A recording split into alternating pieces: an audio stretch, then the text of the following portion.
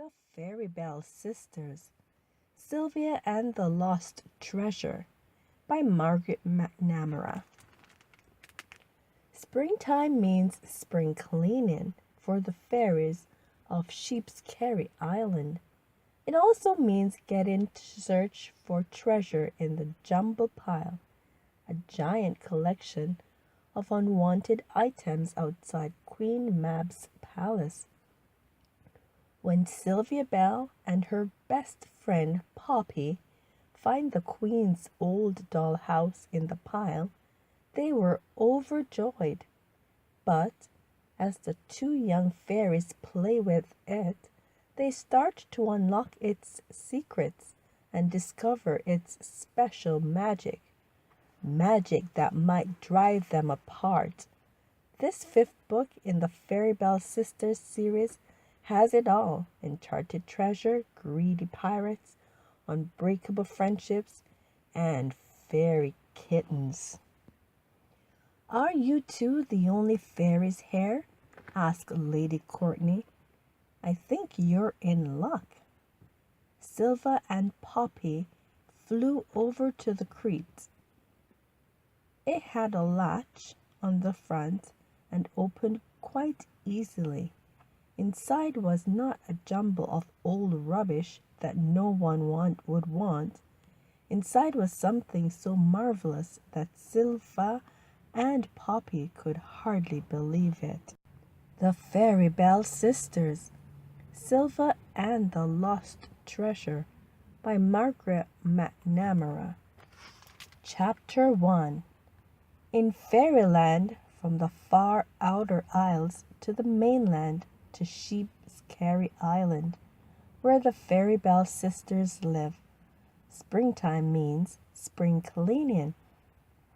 As the hummingbirds play and the apple blossoms cover the ground with snowy flowers, fairies everywhere clean out their dressers' drawers and beat their rug and take down curtains for their twice-a-year wash. At the Fairy Bell household, the long week of spring cleaning was nearly done. "Has anyone seen Sylva?" Clara called to her fairy sisters. She was ironing their best linen napkins, the ones with lace on the edges. "I think she went up to Queen Mab's again, to the petting zoo," said Rosie. She and Baby Squawk were scrubbing the breadboard. Or Rosie was scrubbing the breadboard. Squawk was having fun with flour. "Squawk," said Squawk, "that zoo could use a spring cleaning," said Goldie, as she plumped a pillow. "Animals can get awfully stinky. I'm not at the petting zoo, and animals don't get stinky if you take care of them," Sylva called from her room. "Plus, I did all the zoo cleaning yesterday." She was proud of the way she took care of Queen Mab's animals. "Queen Mab says I'm a natural."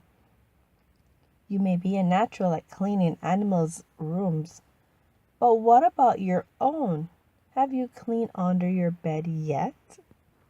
"I'm just doing it now," Sylva said. She peeked under the bed. "Oops," she said. "What a disaster." Sylva didn't have to spend a lot of time sorting through the muddle of shoe bags and clothes and books and shells and twigs and paints that she stored behind her bed ruffle. So with a mighty push, she shoved them toward the wall, swapped the mop around quickly, and decided she was finished. She flew to the top of the stairs. "Can I please get out now, Clara?" she asked. Poppy promised she'd be ready to go to the jumble pile the minute I put down my mop. The jumble pile was the best part of spring cleaning. All the Sheep's Carry fairies brought their unwanted items to Queen Mab's palace and left them on her bright green lawn. What a treasure trove it was!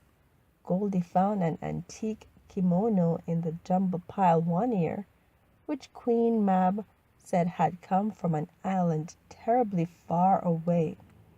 Rosie claimed a funny little bouncer seat for Squawky's only last spring, and for weeks on end Squawk had bounced up and down every morning while Rosie warmed her bottle.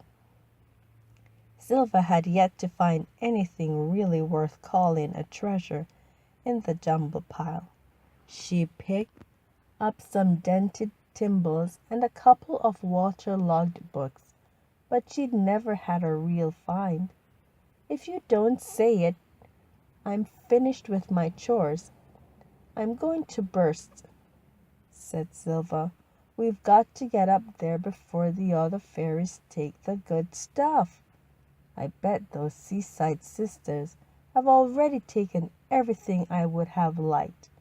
"You're done, Sylva," said Clara. "In fact, I think we're all done. Good job. You can go up there whenever you—" And before Clara could finish her sentence, Sylva was out of the door. "I'll find treasure for all my sisters," she said, "and something very special just for me."